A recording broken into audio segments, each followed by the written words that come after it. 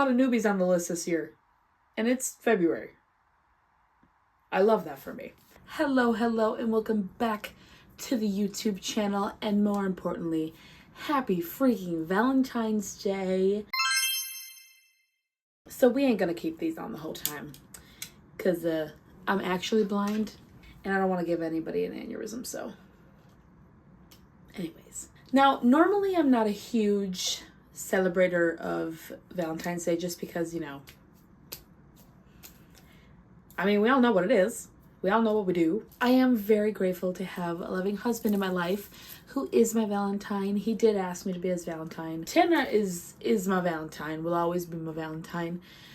But today we are also going to talk about the book Valentines. We are going to talk about 10 men who deserve a Valentine because they just do, okay? They just do. I didn't forget about them. They are in the room with us, okay? We are going to talk about these men because they are important to me too, okay? It was actually kind of hard to put this order together because I love them all, you know? So without further ado, let's get into it. Starting at number 10, we have Leon from Her Soul to Take.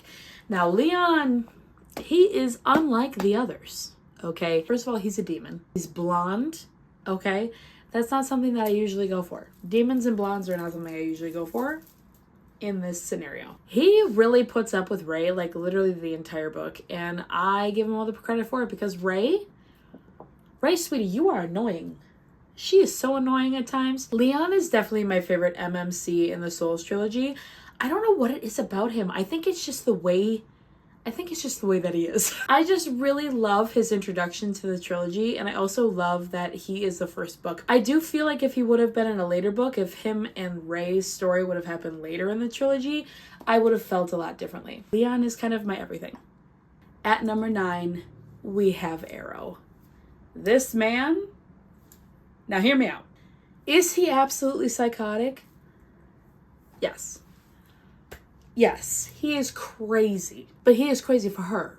Okay, so he is like legit insane for her, and it's adorable. It's adorable, and it's one of those things where like, is he crazy? Yes, but what he's doing to protect her, next level. If he don't threaten me in my own house and chase me around, I don't want it.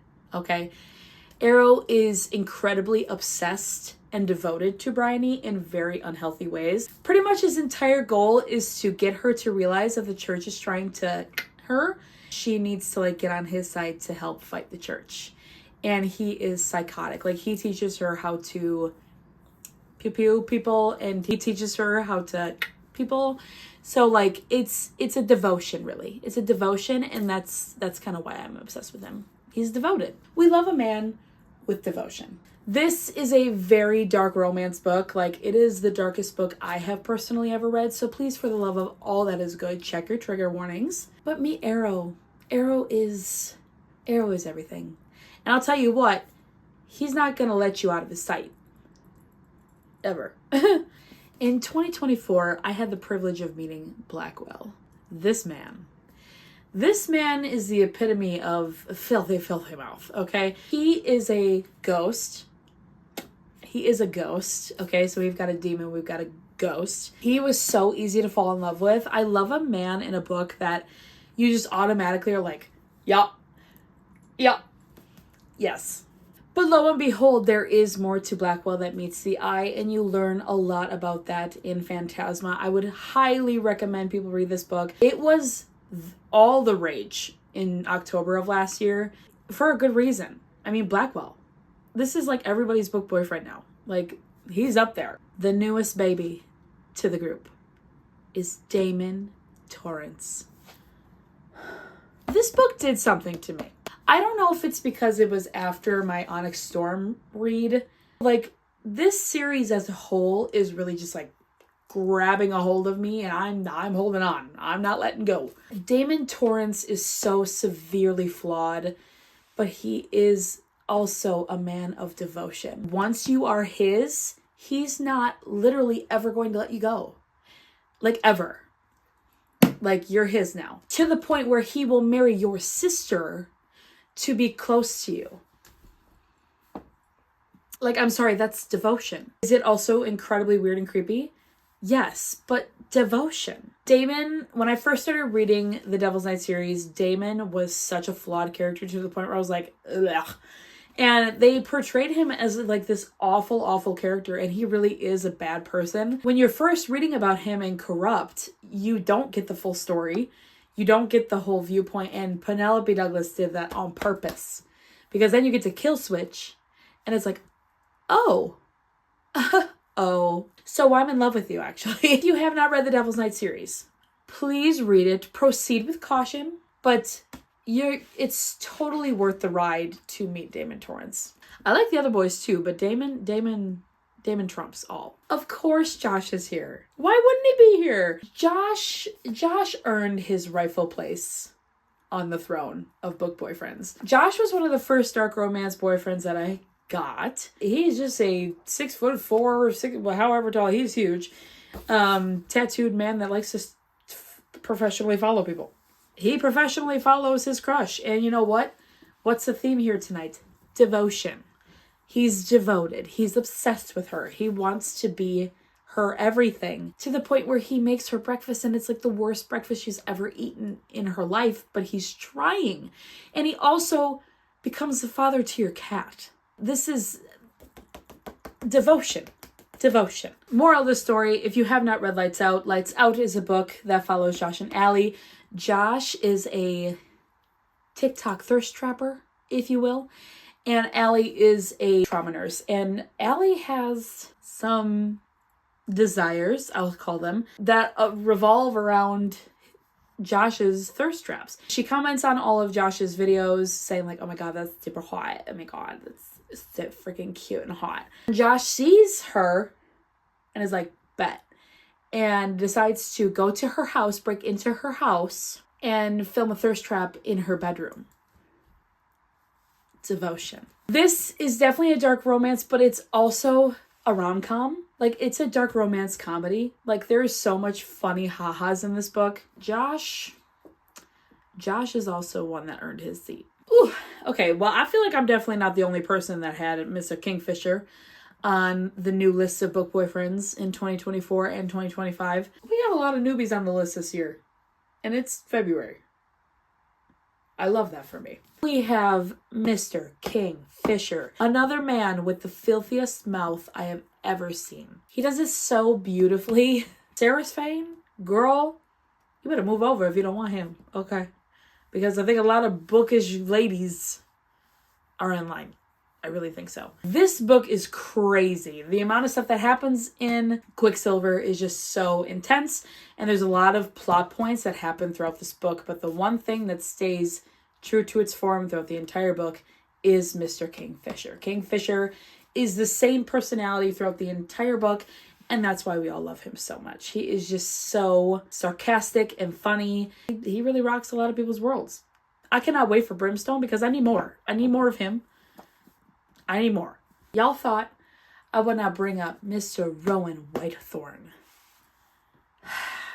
If you are a Throne of Glass girly, Rowan Whitethorn is obviously the choice. There are other characters from Throne of Glass that are definitely on the list of book boyfriends, but Rowan takes the cake every single time. This man. My own husband even knows who Rowan Whitethorn is because I used to talk about him literally all the time. When I was reading this series, that's all I could talk about was Rowan Whitethorn. Okay? Again, on the theme of devotion. Rowan is entirely devoted to Aelin. He loves Aelin down bad.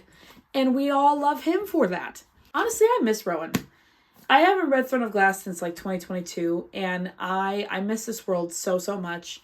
I can't really say any more on the topic of Throne of Glass without saying any spoilers. All I will say is this full cast of characters will have you liking many MMCs across the board. So if you haven't read Throne of Glass and you're like, who is this Rowan guy? Don't worry. Don't you worry, boo-boo. You'll get there. New to the party in 2024 was Sam Kyle. Sam Kyle is a definition of that one sound where it's like, looks like a cinnamon roll, would you? This man crawls on the ground behind Diana. He kisses the ground that she walks on. He is so utterly devoted to her in a way that is just... He loves her so, so much. He would move worlds for her, literally. He's everything you could want in an MMC, okay? He's funny. He's sarcastic. He is incredibly in love with her. Not right away. He's everything you could want in this, okay? And it just continues throughout all of the books. Like, it never stops. Even when shit really hits the fan in some of the books that come down the line in the Book of Azrael series, he is continuously devoted to her. And if you read this series and you know what book I'm talking about, his devotion continues even in her darkest moments. So good. If you have not read the Book of Azrael, please read it. Please, dear God, read it. I promise you, Sam Kyle is worth it. This man is worth it. You're going to want to meet him. These two were hard to put in 1 and 2. I wanted to put them both at 1, but due to recent events and rereads, one obviously trumped the other. Coming in number 2, Mr. Rhysand.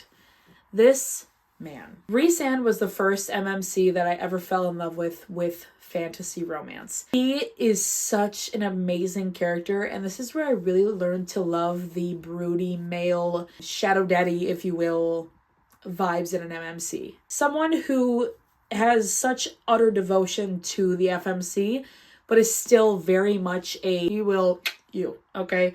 With like no questions asked. Like, he will do it on sight for her. So like, devotion. Obviously, in this series, you meet a lot of characters. 2 other main characters in this book series could also be on this list. Rhys just tops them all. He is so powerful. He is so devoted. Rhysand is like the standard for a book boyfriend at this point. Like, it's either you are at Rhysand level or you are like somewhere near him. And if you're above him, you did something. You did something. He has really set the standard of what I am looking for in a male character in a book series that's going to make me feel things and make me fall in love with the book and a fictional man, apparently. I miss this man in this world so much. It's hard to explain. It's really hard to explain, but ACOTAR will always have a special place in my heart, specifically for Rhysand, and I need more books. I need more books in this series. I know they're not going to be about Rhys, but I need more books. You know what? Before I show you who number 1 is, I want everybody to guess. I want everybody to guess who my number 1 book boyfriend is. In my eyes, it's kind of a no-brainer. It's kind of a no-brainer who the number 1 slot is for, but who knows? Maybe you guys will come up with something out there. Okay? Comment below before I say it. Okay. At the number 1 seat for number 1 book boyfriend, we have Xaden Ryerson. Of course we do. Let me tell you something.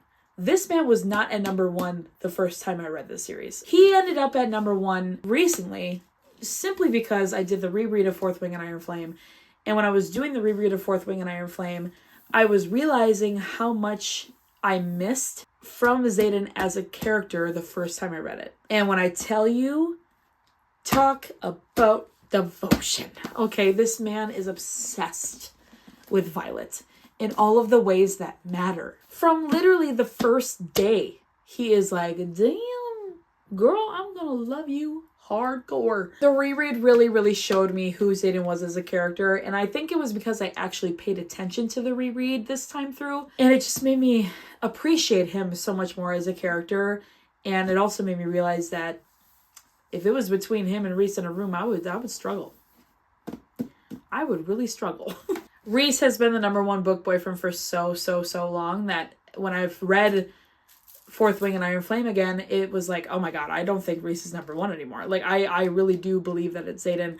And say what you want about this series, okay? Not a lot of people are fully involved and in love with this series, and that is totally okay.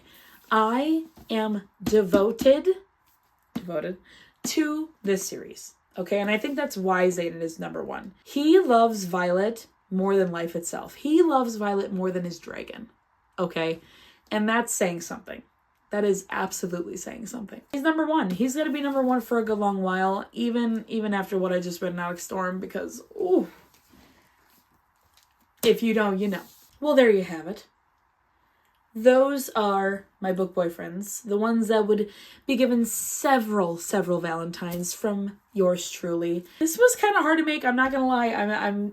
I sat and stared at my bookshelf for quite a while just thinking about who has the top seat, who I would move around, what's gonna be an appropriate spot for these people, and it's just so fun, and I hope to meet more. I hope to meet more book boyfriends along the way.